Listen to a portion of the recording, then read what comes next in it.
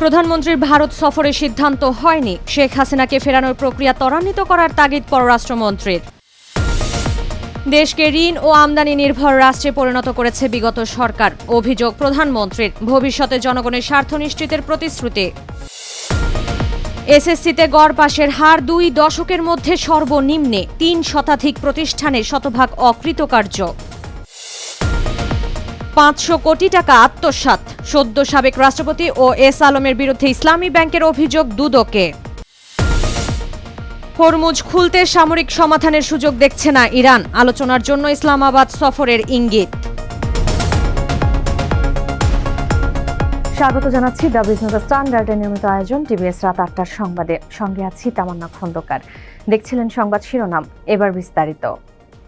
প্রধানমন্ত্রী তারেক রহমানের ভারত সফর নিয়ে সরকারের পক্ষ থেকে এখনো কোনো নীতিগত সিদ্ধান্ত নেওয়া হয়নি বলে জানিয়েছেন পররাষ্ট্রমন্ত্রী ডক্টর খলিলুর রহমান।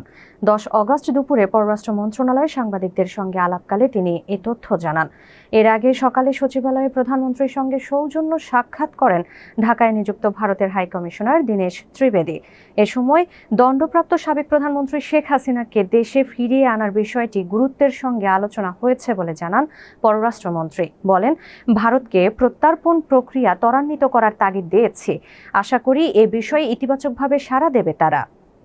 দীর্ঘ 1.5 দশকের ফ্যাসিবাদী শোষণ শাসন বাংলাদেশকে একটি ঋণ নির্ভর ও আমদানি নির্ভর ভঙ্গুর রাষ্ট্রে পরিণত করেছে। টেকসই উন্নয়ন লক্ষ্যমাত্রা অর্জনে 5 বছর মেয়াদী কৌশলগত কাঠামো নির্ধারণ বিষয়ক জাতীয় সম্মেলনে এই মন্তব্য করেন প্রধানমন্ত্রী তারেক রহমান। তিনি বলেন, শিক্ষা, স্বাস্থ্য ও পরিবেশ সহ সব ক্ষেত্রে ভঙ্গুর এই রাষ্ট্রকে পুনর্গঠনের সময় এসেছে। এর অংশ হিসেবে জনগণের সমৃদ্ধি নিশ্চিতে 5 বছর মেয়াদী কৌশলগত অর্থনৈতিক কাঠামো বাস্তবায়নের পদক্ষেপ গ্রহণ করেছে সরকার। এই অবকাঠামো দেশের জাতীয় উন্নয়ন পরিকল্পনাকে জাতিসংঘ ঘোষিত টেকসই উন্নয়ন লক্ষ্যমাত্রার সঙ্গে সমন্বিত করেছে। সব শ্রেণী পেশার মানুষের স্বার্থ নিশ্চিতের প্রতিশ্রুতিও দেন তিনি। প্রধানমন্ত্রী বলেন, দারিদ্র্য বিমোচন, সর্বজনীন সামাজিক সুরক্ষা, মানসম্মত শিক্ষা ও স্বাস্থ্যসেবা, জেন্ডার সমতা এবং জলবায়ু সহনশীলতা এবং সুশাসন প্রতিষ্ঠায় কাজ করছে সরকার। এসএসসি ও সমমান পরীক্ষায় প্রায় 2 দশকের মধ্যে সবচেয়ে খারাপ ফলাফল দেখল দেশ। এবার গড় পাশের হার 62.25%। পরীক্ষায় অংশ নিয়েও অকৃতকার্য হয়েছে প্রায় 7 লাখ শিক্ষার্থী। পরিসংখ্যান বলছে, এসএসসি পাশের এ হার 2007 সালের পর এবার সবচেয়ে কম। ওই বছর পাশের হার ছিল 58.36%।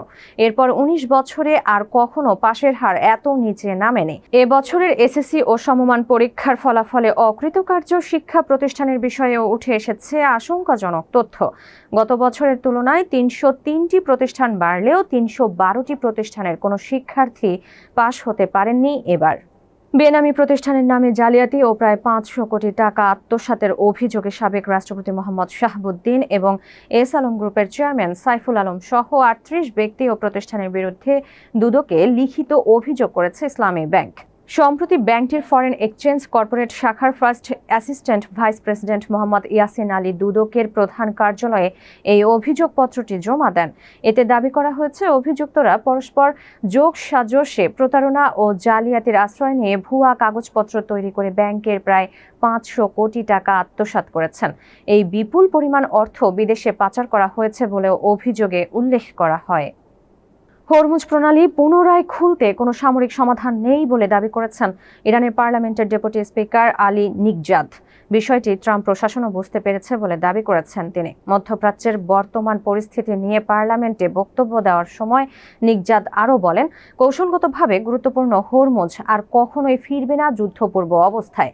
এদিকে আলোচনার জন্য পররাষ্ট্রমন্ত্রী আব্বাস আরাঘচি ও পার্লামেন্ট স্পিকার মোহাম্মদ বাঘের গালিবাফকে আবারও পাকিস্তান সফরের আমন্ত্রণ জানানো হয়েছে বলে নিশ্চিত করেছে ইরানের পররাষ্ট্র মন্ত্রণালয়। তবে ইসলামাবাদ সফরের সময়সূচি সম্পর্কে বিস্তারিত কোনো তথ্য দেয়নি মন্ত্রণালয়।